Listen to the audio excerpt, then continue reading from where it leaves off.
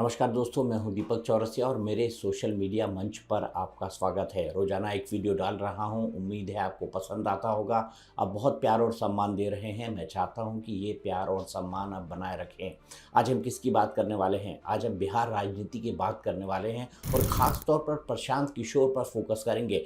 प्रशांत किशोर पर फोकस इसलिए क्योंकि प्रशांत किशोर ने हाल ही में कई दिनों का अपना सीमांचल का दौरा ख़त्म किया है और सीमांचल में प्रशांत किशोर को जिस तरह का रिसेप्शन मिला है, उसकी कुछ तस्वीरें देख लीजिए। उनकी ये तस्वीरें मैंने उनके सोशल मीडिया हैंडल से उठाई हैं, जिसमें प्रशांत किशोर के लिए बड़ी संख्या में लोग आते हुए दिखाई दिए। एक मजे हुए राजनेता की तरह जिस तरह की भीड़ उमड़ती है, उसी तरह की भीड़ प्रशांत किशोर के लिए उमड़ती हुई दिखाई दी है। क्या प्रशांत किशोर का जादू चलने लगा है? मैं ये अभी पुख्ता तौर पर तो नहीं कह सकता, लेकिन इतना ज़रूर कह सकता हूँ कि प्रशांत किशोर को आप अब इन बिहार चुनाव के अंदर नज़रअंदाज नहीं कर सकते। प्रशांत किशोर ने एक बार कहा था कि या तो मैं अर्श पर रहूँगा या फर्श पर, या तो मेरी 10 से कम सीटें आएंगी या फिर मैं बिहार के अंदर अपनी खुद की सरकार बनाऊंगा। अब इन दोनों दावों पर मैं इसलिए टिप्पणी नहीं करना चाहता क्योंकि प्रशांत किशोर ने कहा है कि चुनाव जैसे नज़दीक आएंगे वो अपना एक प्रिडिक्शन करेंगे और उस प्रिडिक्शन को जनरली वो बदलते नहीं हैं। अब एक तरफ सत्ता पक्ष का जो है एनडीए का गठबंधन है, दूसरी तरफ आरजेडी, कांग्रेस, लेफ्ट पार्टियों और वीआईपी का महागठबंधन है। इनके बीच मुख्य मुकाबला है। प्रशांत किशोर क्या इन सब के बीच एक स्पॉइल स्पोर्ट होंगे?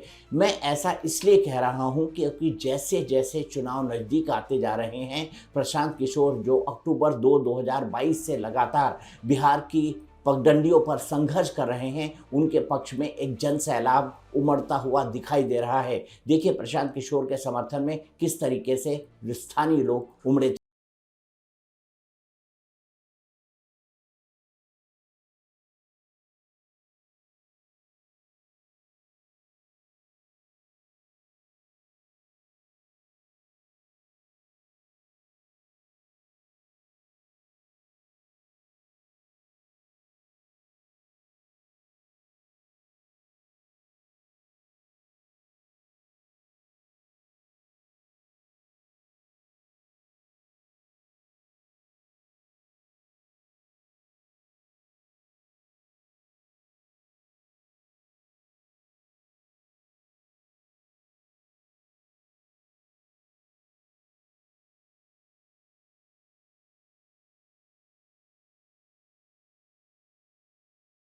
सीमांचल ये वो इलाका है जिसने पिछली बार तेजस्वी यादव को मुख्यमंत्री बनने से रोक दिया था।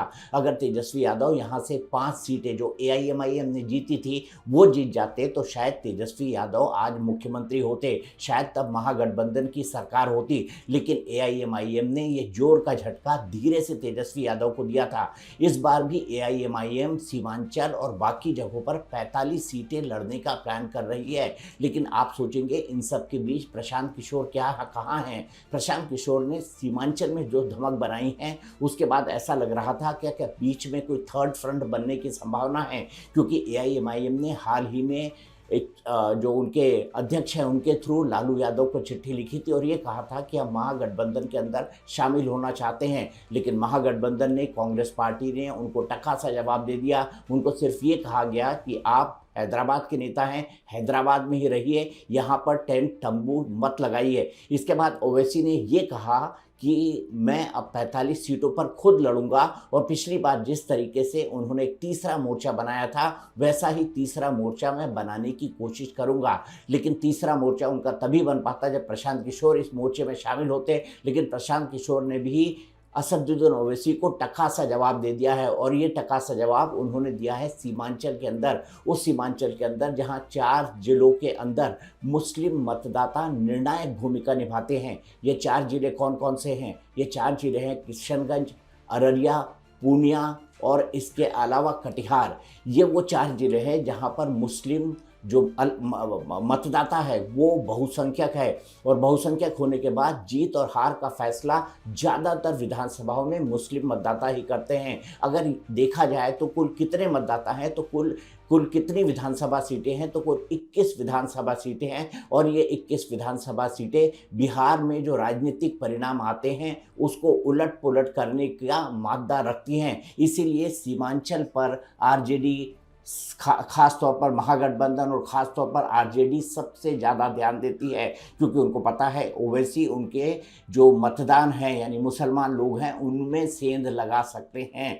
लेकिन आज एक बड़ा सवाल मैं आपके सामने रखने जा रहा हूं कि आप प्रशांत किशोर भी मुसलमानों के लिए अब एक विकल्प बनते जा रहे हैं। ये बड़ा सवाल इसलिए क्योंकि सीमांचल के अपने इस दौरे के अंदर प्रशांत किशोर ने बड़ी संख्या में मुसलमान समाज के मौलानाओं से बात की, धर्मगुरुओं से बात की, मजहबी उलेमाओं से बात की, इसके अलावा मुफ्तियों से बात की और उनके साथ उन्होंने एक जॉइंट सम्मेलन भी किया। उन्होंने उनको बताया कि आरजेडी और महागठबंधन आपसे इस बात का वोट मांगता है क्योंकि वो आपको बीजेपी का डर दिखाता है, और दूसरी तरफ एनडीए आपको इस बात का वोट मांगता है कि कहीं लालटेन फिर से वापस ना आ जाए और कहीं वापस से फिर से लालू और राबड़ी का राज ना आ जाए। तो ये दोनों डर की राजनीति करते हैं। लेकिन प्रशांत किशोर यहाँ पर शिक्षा और साथ ही साथ जो है स्वास्थ्य की राजनीति करने आया है, शिक्षा और विकास की राजनीति करने आया है। ये बात उन्होंने कही, डर की राजनीति वो नहीं करना चाहते हैं, बेहतर शिक्षा और रोजगार ये उनका मॉडल होगा, ये बात प्रशांत किशोर ने कही। प्रशांत किशोर ने खास तौर पर मुस्लिम लोगों को संबोधित करते हुए कहा कि मेरी जो सरकार अगर आती है तो 15 वर्ष से नीचे के जितने भी बच्चे हैं उनको निःशुल्क प्राइवेट स्कूलों के अंदर शिक्षा दी जाएगी, उनकी सरकार इसका बंदोबस्त करेगी। साथ ही 60 साल से ऊपर के जो लोग हैं उनको 2000 रुपये की मासिक पेंशन दी जाएगी। ये अपने आप में एक बहुत बड़ी घोषणाएं हैं। लेकिन इसके अलावा प्रशांत किशोर ने क्या कहा? प्रशांत किशोर ने खुद जो है नबी का हवाला दिया, और नबी का हवाला देते हुए प्रशांत किशोर ने क्या कहा ये मैं आपको बताता हूँ। तो प्रशांत किशोर ने यहाँ पर बड़ी संख्या में मुस्लिम लोगों को संबोधित करते हुए कहा कि जिस कौम को अपने रहनुमाओं की समझ ना हो उसके ऊपर जालिम हुक्मरानों को मुसल्लत कर दिया जाता है। ये बातें मैं नहीं बल्कि पैगंबर साहब ने कही हैं। अपनी नबी की बातों पर गौर करें, अपने बच्चों की शिक्षा और रोजगार एवं भविष्य को लेकर आगे आए। तो ये उन्होंने वोट मांगते हुए किसका हवाला दे दिया? हजरत साहब का हवाला दे दिया है। और उन्होंने कहा है कि नबी ने जो कही है वो बातें मुसलमान समाज को माननी चाहिए। अब सवाल है कि प्रशांत किशोर के अंदर मुसलमान समाज को वोट करने की अपील है, लेकिन हाँ, प्रशांत किशोर एक विकल्प तो जरूर है।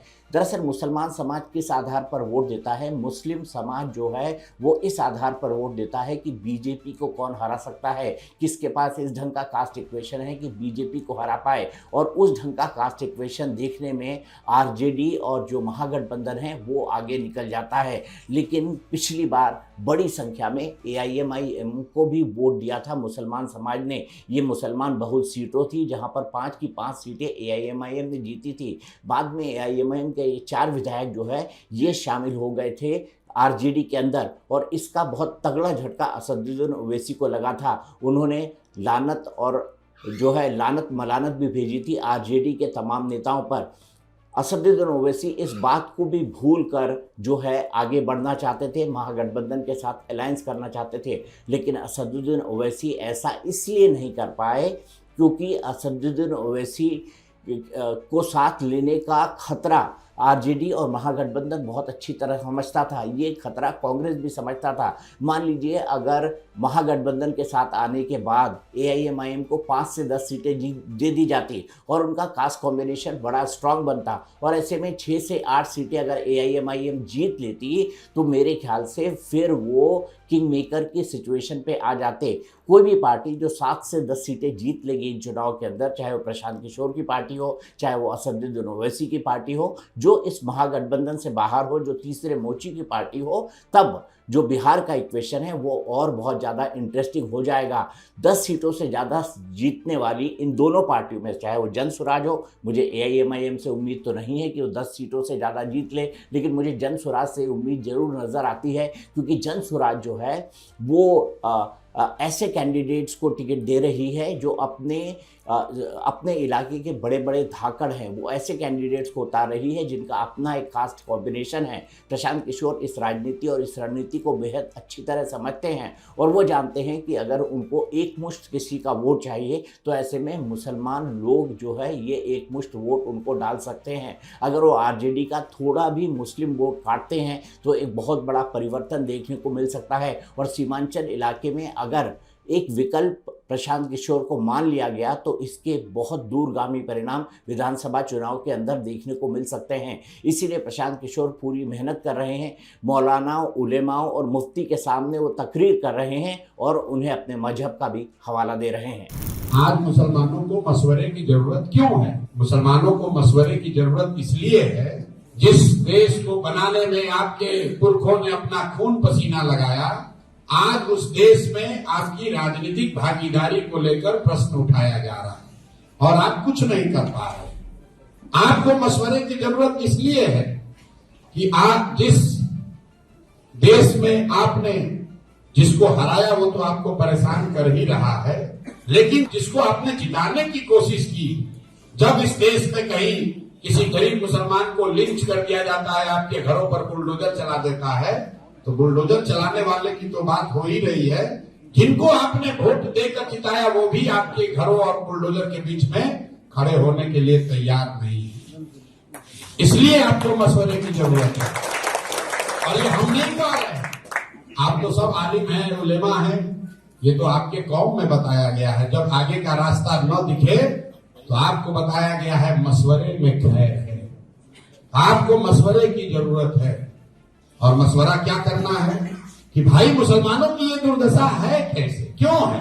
ज्यादातर लोग खड़ा होकर कहता है भैया हमको लालू जी ने ठग लिया, कोई कहता है कांग्रेस ने ठग लिया, कोई कह रहा हमको ओवैसी आके ठग लिए, कोई कह रहा है भाजपा वालों ने बर्बाद कर दिया। अरे भाई, मेरी अपनी समझ ये है कि मुसलमानों की दुर्दशा इसलिए है कि मुसलमानों ने इस्लाम में जो राजनीतिक सामाजिक जीवन के नजरिए से जो रास्ते बताए गए हैं, ज्यादातर मुसलमानों ने उस रास्ते को भी फॉलो करना छोड़ दिया है।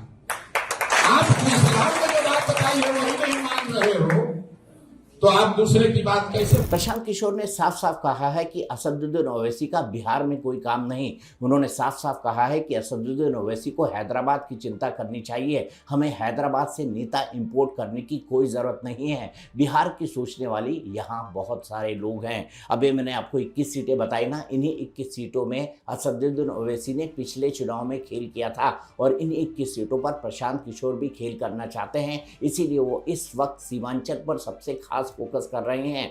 उनके जो पार्टी के राष्ट्रीय अध्यक्ष हैं उदय सिंह यानी पप्पू सिंह, जो कि एनके सिंह एक वरिष्ठ नौकरशाह हैं और जो वन नेशन वन इलेक्शन की कमेटी के अंदर भी शामिल थे। बहुत बड़ा परिवार है जिससे वो निकल कर आते हैं और पूर्णिया के बहुत दमदार नेताओं में से एक हैं। पूर्णिया से वो सांसद रह चुके हैं। तो सीमांचल के अंदर उनकी पार्टी के नेता भी हैं, उनकी पार्टी के नेताओं की एक पकड़ भी है और उनकी पार्टी बेहतर करने के बारे में सोच सकती है, क्योंकि उदय सिंह अगर अपनी नज़र से पूरे के पूरे सीमांचल के टिकट बांटेंगे, प्रशांत किशोर जिसमें उनके एक गाइड के तौर पर मदद करेंगे। और प्रशांत किशोर बहुत अच्छी तरह से समझते हैं कि कास्ट इक्वेशन का खेल किस तरीके से होता है। भले से वो जाति के आधार पर वोट न मांगते हों, लेकिन कास्ट कॉम्बिनेशन के अंदर अपने उम्मीदवारों को फिट करने के मामले में प्रशांत किशोर असदुद्दीन ओवैसी से कहीं आगे होंगे। इसीलिए सीमांचल पे उन्होंने क्या कहा है? उन्होंने कहा है कि ओवैसी की यहाँ पर कोई ज़रूरत नहीं है। उन्होंने सीमांचल के अंदर कौन कौन से मुद्दे उठाए हैं मैं आपको ग्राफिक्स में समझा देता हूँ। उन्होंने सीमांचल में पलायन का मुद्दा उठाया है, क्योंकि सीमांचल से सबसे ज़्यादा लोग पलायन करते हैं। उन्होंने प्रवासी मजदूरों को वापस बुलाकर उन्हें रोजगार देने की बात कही है, ये एक बड़ा मुद्दा है। इसके अलावा बांग्लादेशी, रोहिंग्या और फर्जी वोटरों को लेकर उन्होंने सवाल उठाए हैं। ये वही इलाका है जहाँ से सबसे ज़्यादा वोट कटने की संभावना है, क्योंकि ये कहा जा रहा है कि नेपाल, बांग्लादेश और रोहिंग्या वोटर जो हैं वो इस इलाके के अंदर हैं और SIR जो सीरियस इंटेंसिव रिवीजन होने वाला है, इसमें उनके वोट कटने वाले हैं। इसको लेकर भी प्रशांत किशोर इलेक्शन कमीशन पर बहुत तगड़ा हमला कर रहे हैं। वोटर लिस्ट से नाम काटना, उनका ये कहना है कि ये चुनाव आयोग के अधिकार में नहीं है। उन्होंने असदुद्दीन ओवैसी को बिहार छोड़कर हैदराबाद लौटने की सलाह दी है। उनका कहना है कि बिहार को हैदराबाद के नेताओं की ज़रूरत नहीं है। अगर ओवैसी इंडिया गठबंधन में शामिल होना चाहते हैं तो ये उनके और गठबंधन की मर्जी पर है, लेकिन मैं आपको अभी का लेटेस्ट अपडेट बता दूं कि इंडिया गठबंधन ने उनको शामिल करने से इनकार कर दिया है, क्योंकि इंडिया गठबंधन को लगता है कि अगर गलती से कहीं असदुद्दीन ओवैसी 5-7 सीटें जीत जाते हैं तो आने वाले समय में आरजेडी के लिए सिरदर्द हो सकते हैं। और आरजेडी जो वहाँ पर MY इक्वेशन लगाकर अपना चुनाव अभी तक जीतते आई है, एक मजबूत वोट बैंक को साधते आई है, उस मुसलमान इक्वेशन के अंदर यानी उस मुसलमान समीकरण के अंदर एक सेंध लग जाएगी। ये भी आरजेडी और इंडिया गठबंधन के नेताओं को लगता है, महागठबंधन के नेताओं को लगता है। लेकिन हमारे लिए ओवैसी बिहार में कोई फैक्टर नहीं है। सीमांचल में पीके की एंट्री से मुस्लिम वोटरों का ओवैसी, आरजेडी, जेडीयू, कांग्रेस से हो सकता है मोहभंग। मैंने कहा क्या विकल्प बन सकते हैं? जी हाँ, इस बात की पूरी संभावना है। सीमांचल के विकास, कानून व्यवस्था, शिक्षा, माफियागिरी पर प्रशांत किशोर खुलकर अपनी बात रख रहे हैं। उन्होंने सब पर हमला साधा है। उन्होंने तेजस्वी यादव पर यह कहकर हमला साधा है कि वो कलम नहीं कट्टे वाले लोग हैं। उन्होंने दिलीप जायसवाल जो कि भारतीय जनता पार्टी के प्रदेश अध्यक्ष हैं, उनको माफिया कहा है। उन्होंने आरजेडी और कांग्रेस के नेताओं के अलायंस पर भी सवाल उठाए हैं। तो ऐसे में ये देखना बहुत दिलचस्प हो जाता है कि इन 21 सीटों पर प्रशांत किशोर किस तरह के कैंडिडेट देते हैं, किस तरह के कैंडिडेट लाते हैं। क्या वो जाति से मजबूत लोगों को अपने इस चुनाव के अंदर उतारेंगे? क्या वो मुसलमानों को टिकट देने के बारे में वो ऑलरेडी कह चुके हैं कि मेरी पार्टी सबसे ज़्यादा मुसलमानों को टिकट देगी। तो ये भी देखना बड़ा दिलचस्प हो जाएगा कि प्रशांत किशोर कितने मुसलमानों को और किस तरीके से टिकट देते हैं और उसके बाद में बिहार चुनाव के समीकरण किस तरह से बनते हैं। लेकिन फिलहाल देखने पर तो ऐसा दिखाई दे रहा है कि प्रशांत किशोर एक विकल्प बनते हुए कम से कम सीमित क्षेत्र में तो दिखाई दे रहे हैं।